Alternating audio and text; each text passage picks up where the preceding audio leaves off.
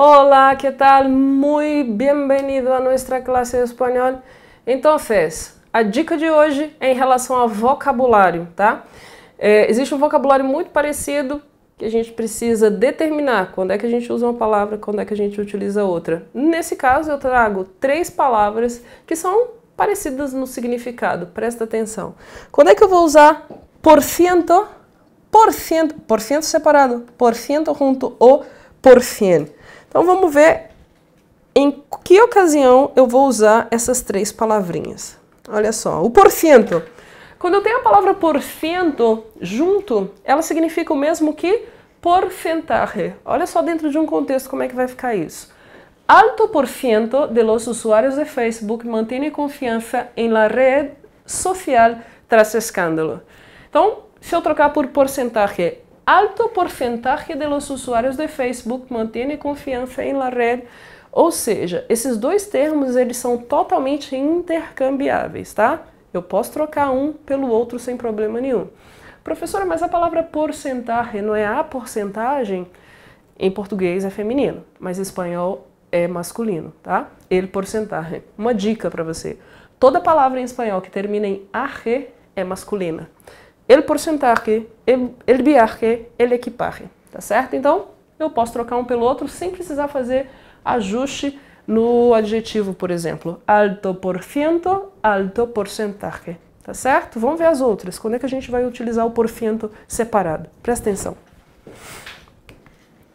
Quando se expresa solo una parte de las 100 unidades, se recomienda el uso de la locución por ciento o el respectivo símbolo por ciento, como en estos ejemplos. Primer ejemplo, el 50% de los estudiantes universitarios del Ecuador, o entonces el 90% de los habitantes.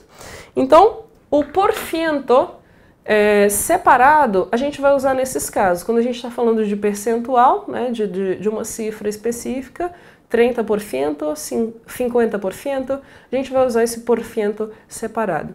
E por cien, em que situação que a gente vai usar? Presta atenção no próximo slide. Eu tenho aqui 3 formas, 100%, 100% e 100%, que quando o contexto não se refere a uma proporção, mas à sua totalidade, eu posso empregar de maneira indistinta essas formas. Sempre que eu falo de maneira indistinta, eu posso substituir um pelo outro em qualquer situação, sem problema nenhum. Então, quando eu tenho totalidade, 100% de alguma coisa, eu posso usar essas 3 formas. Adquirió el 100% de las acciones. Aumentou al 100% la entrega de becas estudiantiles. E se cobriu el 100% de las plazas administrativas. Vamos ver como é que isso vai ser usado dentro de um contexto e dentro de um texto. Presta atenção, leia aqui junto comigo. El Pleno de las Cortes de Castilla-La Mancha ha aprobado com a suma de fuerzas de PSOE e Podemos, que são os 2 partidos, rechazar a proposta de resolução del PP, que é o outro partido, por la que se instaba al gobierno autonómico a assumir íntegramente los gastos de reparación de los centros educativos desembolsados por entidades locales, así como a dotar de más subvenciones a los ayuntamientos para este cometido y a abonar el 100% del gasto en material de obras al inicio de las actuaciones de las administraciones locales. Nesse caso, eu posso trocar 100% ou 100%, sem problemas.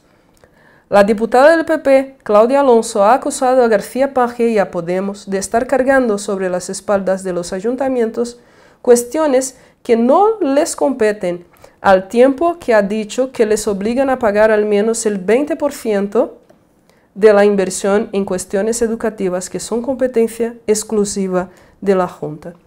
Então aqui vocês têm dentro de um contexto quando é que essas expressões são usadas, tá certo? Então, muchísimas gracias por tu atención y hasta la próxima clase.